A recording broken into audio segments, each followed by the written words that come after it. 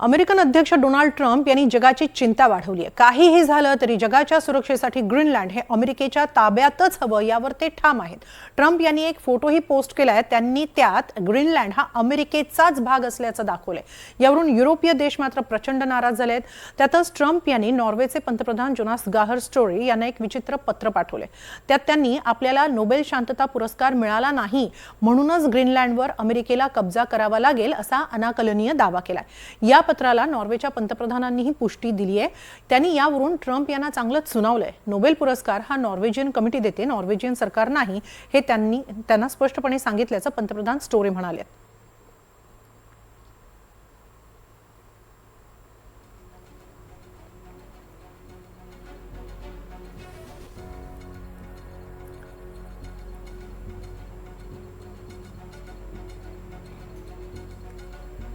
Nobel मिळाला नाही तर ग्रीनलँड हवाच अशी विचित्र आणि अनाकलनीय भूमिका ट्रम्प यांनी घेतलेली आहे।